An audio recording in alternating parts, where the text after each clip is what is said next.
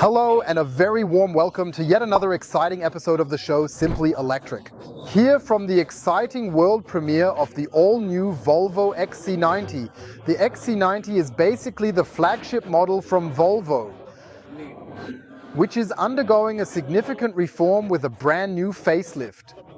Also here, the plug-in hybrid that we'll be showcasing for you again, which now boasts a significantly extended electric range and an even more impressive array of exciting new features.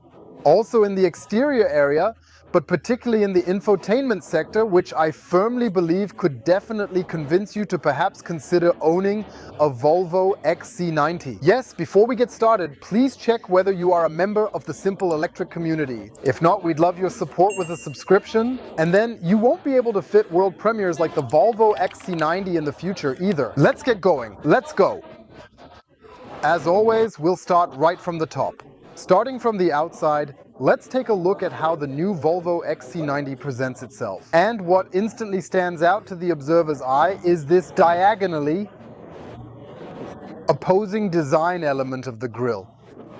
Nicely chrome plated, you always get it in bright, so shiny, and then of course also in the dark variant. Then I believe it comes in glossy black if you're aiming for a more performance-oriented, sportier look.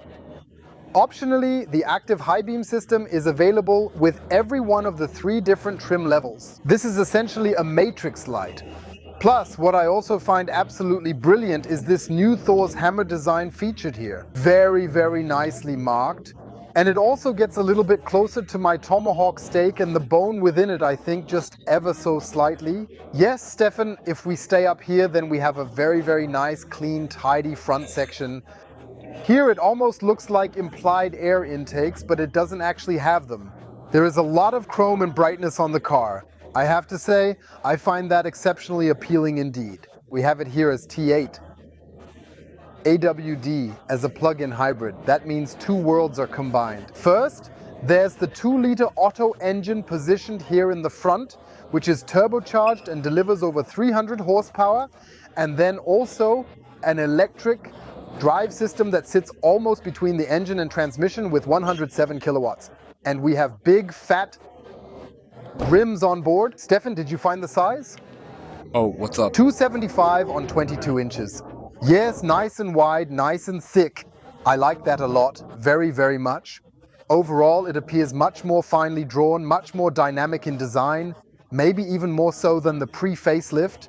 Here on the side, we have the charging port. It's a really good port. Then, where we can probably charge using 2-phase up to 6.6 kilowatt, a battery pack that holds a total of 18.8 kilowatt hours gross, and this should provide you with up to 70 kilometers of purely electric driving range. So from the 18.8 kilowatts gross, you get about 14.8 quid net, allowing 70 kilometers, achieving electric range. It bothers me a bit that we can't charge with 11 kilowatts using 3 phases, as we're familiar with in electric mobility, because then we could have charged it from completely empty to fully charged in about 1.5 hours. So instead, we need more like 2 to 3 hours to fully charge, depending on the battery level. Yes, we have a vehicle with a nice spacious length, and it also comes with the capability to comfortably carry up to 7 people on board. That means we have 3 rows of seats available. The first row can accommodate 2 people, the second row offers seating for 3 people, and naturally, there's another row at the very back, where an additional 2 people can comfortably sit. In the rear section, I think it hasn't gotten such noticeable changes compared to its predecessor. Volvo always maintains that sense of Scandinavian restraint. Nonetheless, I must say that the facelift, in my opinion, appears to be much more mature now. Better than the earlier models. Stefan, it's really crucial not to miss a Shark fin. Yeah, why it's actually here, nobody really knows for certain. Yes, Stefan mentions that because you might soon be checking out our upcoming video on the Volvo EX90, which is the completely electric version and the electric sibling of the XC90. You could do without the shark fin, and that would of course have been brilliant if that was the case with the XC90. Besides the electric charging option, we also have the fuel cap here as usual, which can certainly be opened with a button, and we'll give you the tank capacity details later. Let's talk about the dimensions of the Volvo XC90. It is 4.95 meters long, 1.96 meters wide plus side mirrors. It could definitely get tight in the construction zone with 2 meters 10 in width and 1 meter 77 in height. To offer you a clear point of comparison, I'm 1 meter 85 tall. Yes, it starts at approximately 87,000 euros. That pricing is for the standard equipment package. Then there are 2 additional equipment packages called Plus and Ultra. For more information, feel free to visit the Volvo website. That would be too extensive to list all of that for you now. And then you get it in bright, so nicely shiny, and of course also in dark, which means beautifully black shiny. Usually, we take a detailed look under the hood with you, and we want to check out the impressive 1969 cubic centimeter Otto engine that is equipped with a turbocharge with 228 kilowatt, 310 horsepower. But unfortunately, that's not possible because this particular model is a pre-production vehicle and it most likely hasn't been fitted with its final casing and all the finishing touches just yet. Yes, behind that sits an 8-speed transmission. That means it shifts 8 gears, and between the combustion engine and the transmission sits the electric motor with 107 kilowatts and 400 newton meters of torque, which is specifically engineered to ensure a pure electric driving range of up to 70 kilometers. But of course, you also have this impressive power available, these 107 kilodorf plus the 228 kilowatts, when you're driving in hybrid mode and want to achieve the maximum possible acceleration. What I wanted to add is the tank capacity. That's 71 liters. And if we now just assume a typical SUV consumption, with a performance of 10 liters, that should be 700 kilometers. Plus the 70 kilometers, we probably end up with a total system range of 770 kilometers. Yes, much more interesting in a conventional drive is of course the trunk. Let's take a look. It opens electronically. That's definitely a very nice feature. And we have 306 liters of storage volume back here. Everything is very, very high quality here.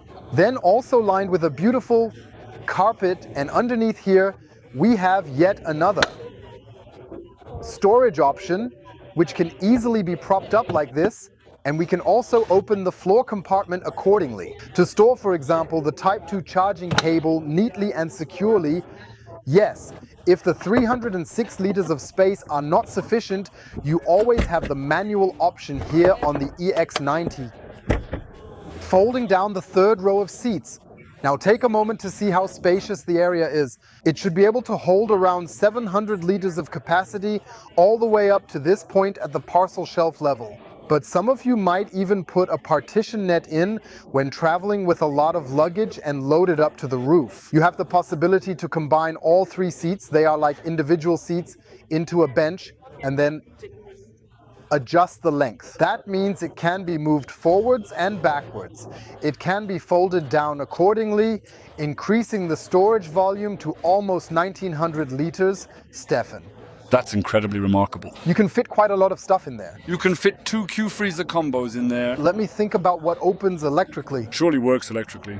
And for those for whom that's still not enough, you have the fantastic option to mount a roof rack on this beautiful roof railing with an impressive capacity of up to 100 kilograms of roof load.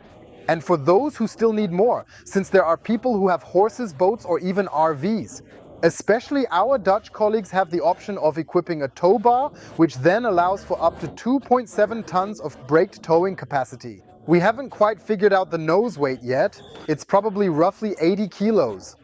Feel free to write in the comments if you know more about it. Being investigative as we are, we inquired, and it's 110 kilograms. I think that's the highest value we had, except for the trials. Right, I'm just thinking. No, nothing comes to mind. So there should be enough capacity for 4 e-bikes and a rear bike rack within the allowable tow bar load capacity. Let us know in the comments if you think it's cool. We have shown you everything there is outside. Let's head inside. We've got very, very nice double glazing here, which means 2 panes of glass with a film in between. Because in the XC90, it is supposed to be significantly quieter than its predecessor. Yes, let's check out the material mix. Here we have premium quality leather. It's very well crafted, including the stitching. We have a two-tone design with a beige hue, also some beautiful beige colored wood. We've got the Bauer & Wilkins sound system on board, and down here we also have plenty of storage space. But this part is made of hard plastic. It's not lined or covered with any additional material or anything else. Back here it's noticeably softer, which definitely deserves some commendation. But perhaps I would have liked to see some felt or a carpet there as well. But for heaven's sake, pretty much all car manufacturers nowadays are using these harder, high-quality plastics. A warm welcome here to the interior section of the Volvo XC90's dashboard. And as always, let's proceed in a chronological sequence. We have a really nice head-up display here, which is beautifully and clearly projected onto the windshield. And with its multiple display options, it ensures that we are hardly ever distracted anymore, allowing us to always keep our eyes focused straight ahead. Below that is a very, very nice and large infotainment system, which displays all the essential information for us accordingly, providing us with everything we need right up to the possibility to display navigation data. You can very easily control and manipulate it here via the multifunction steering wheel using well-designed and tactile buttons that provide a satisfying user experience. Yes, the highlight is, and I really have to say it's a quantum leap, a milestone one must almost say, here with the infotainment display. We have the latest Google Automotive system integrated on board with the corresponding powerful processors behind it. You see how fast they are and how this works. So we can go from Gothenburg to Greenland, down to Africa, and also to Australia, and smoothly zoom back here into Gothenburg in the Volvo world via Recenter. This is really the best system you can currently get in the automotive sector, Stefan, right? Absolutely. Yeah, Google Automotive at Polestar or now Volvo. Great. Exactly, we have also had good experiences in the field of electromobility. Of course, we also have Apple CarPlay on board for all our friends out there who want to mirror their Apple smartphone onto the screen here. And you've got fantastic new entertainment features here, ranging from Spotify to YouTube. That means you can even watch an episode of Simply Electric during your break period. Accordingly, take a look. That's genuinely a truly fantastic story. Yes, on board we also have a 360-degree camera system. And we need to see if we can manage to actually move it around while in the demo mode at all. Why doesn't it work in this car now? There's the front camera. Here we have the side camera, so you don't damage your fancy alloy wheels, and the 360-degree camera. But for some reason, it really doesn't appear to move. Yeah, like you mentioned, demo mode. Exactly. Then we also have, as a planned feature, the rear view camera, which allows you to look back in high resolution and with a nice 180-degree view. So that really provides great support when you're driving a 4.95-meter SUV in a busy urban environment. Well, what this car essentially provides is, of course, also the possibility, though I'm not entirely sure if that's feasible, here to open the panoramic glass sunroof. Stefan, could you perhaps explain in more detail why it won't fully open all the way? I've always been a touch talent kind of person. I prefer tactile buttons, but you have a nice big panoramic glass sunroof here.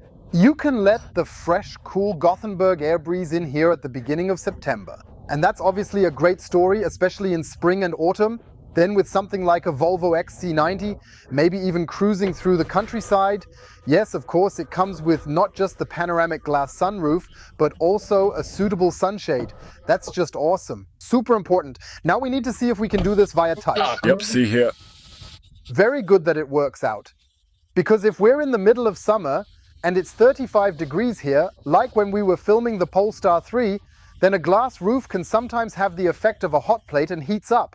Just hold the little head up here very, very nicely. Then leather here again.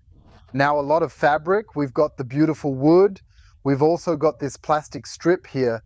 The classic setup below with the layout and quiet rotary knobs. And here we've got quick access buttons, an inductive charging pad for the smartphone. And take a look at this absolutely stunning gear selector in this gorgeous crystal.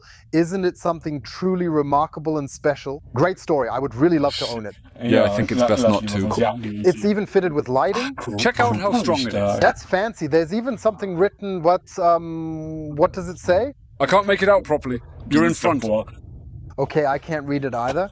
Yes, we've got cup holders on board as well. We then have here start the engine, we have the electronic parking brake, the auto hold function, you all know it. And again here, nicely in this wood decor. And then the blind to close. Again, everything is covered nicely with leather. Also, the center armrest is great. 2 USB ports, a 12-volt outlet, and all lined with fine carpet. And up here, it's lined with rubber, so nothing rattles or clatters. We know that from Volvo, they always give us the finest Scandinavian material mix.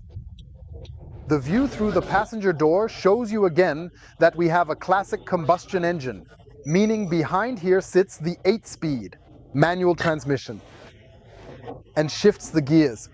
So we are a bit more limited, of course, because electric vehicles have spacious storage compartments. Mostly an open architecture, which of course we don't have available here in this particular case. But what we have here is a luxurious and fine Napa leather trim. You can also extend the seat electrically, enabling you to lengthen the seat surface for additional comfort and relaxation. We have truly excellent lumbar support right here. A lovely support.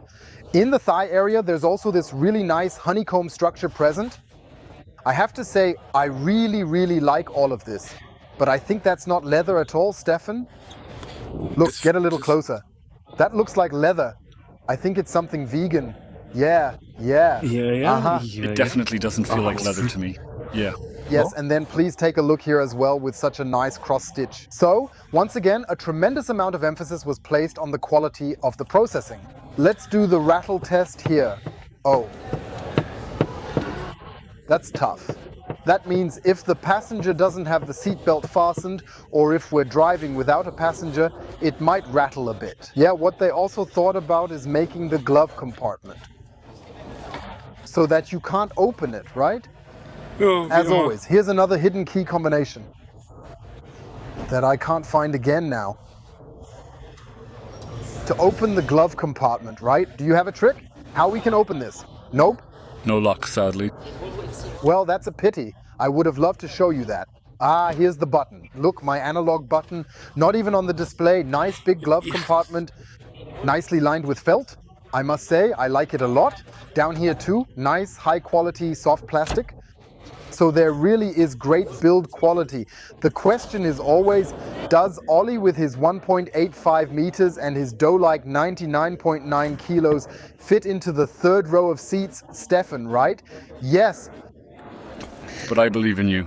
We've already thoroughly tested that successfully in several derivatives, and it should definitely work perfectly well here in the Volvo XC90. Here he is sitting, but I must say, I have a bit more room here than in the electric version. I can already reveal that much, but things are getting a bit hectic around here. It's a bit tight. So if we're honest, 2 kids, I think that's enough space. But a seasoned man, like I might be in terms of physical stature, would definitely end up feeling somewhat lost in this kind of space. You can move the seats forward, but as you can see, my shin and knee are already over the middle seat. So I'll move to the front and together we'll take a closer look at the second row of seats. For a lot of you, the second row is definitely of interest. So now we're going to do the seating test together with you. Back here in the rear, I have plenty of space and a very comfortable seating position. I can also adjust the angle of the backrest to keep it upright if I want. I can slide the seat bench forward accordingly in order to potentially have more space available in the trunk. But it's definitely quite tight because of my stature, especially when the passenger seat is adjusted near the position by the B-pillar. The center armrest is standard and includes 2 additional cup holders. I would have wished, though, that it was made a bit wider and somewhat longer, because then, from an ergonomic standpoint, my elbow wouldn't end up in the cup holder quite as easily. Yeah, I couldn't find child ISOFIX anchors in the third row. That means we only have 2 driver-passenger sites here and also have a child seat adjustment here again, where I somehow have a folding mechanism now, where I can quickly derive a child seat position. I think that's really well done, don't you, Stefan? That's something different, yeah. Yes, you have to press it down a bit more firmly. Then we have here a very nice adjustment. Well, then also, unfortunately, this isn't possible in demo mode. Here for the rear ventilation, probably in the 4-zone control. Here we have a nice connection for two USB-C devices. We have a decent casing here, although it's also some kind of plastic, I'm not sure, with this mesh. Yes, I might have imagined a different mix of materials and further added nozzles, not just in the middle, but also in the B-pillar, so that I believe one can enjoy the familiar XC90 driving comfort, even in the facelift version. Before we get to the end of the video, we of course want to give a brief interim review. Unfortunately, here at the world premiere, we couldn't drive and experience the new XC90 facelift because that certainly would also... In conclusion, a very important point is something we will surely be able to make up for at a driving event soon. I think the facelift is a success, bringing this Scandinavian design into a new modernity. Especially with the infotainment, you also get goosebumps from the latest hot stuff. And that's important today. There are two aspects here: the combustion engine and a 70-liter fuel tank for long trips. And for everyday use, we now have a battery pack with 18.8 kilowatt hours gross, which allows us to drive up to 70 kilometers purely electrically. It starts, as mentioned, at just over 87,000 euros. I'm curious, what do you guys think of the brand new Volvo XC90? Please write it in the comments, and if you enjoyed the video, we would be happy if you gave us a thumbs up. Feel free to check if you are part of the Simple Electric community. We would be happy if you support us with a subscription. And then we'll definitely see each other again at the driving event and the first ride in the brand new Volvo XC90 when the bell rings. Thank you for watching. Stay healthy, take care, and see you soon. Yours, Olli and Steffen. I honestly believe this new taillight design is absolutely wicked, don't you think? That's really fantastic, right? Looks beautiful, nicely curved, absolutely wonderful.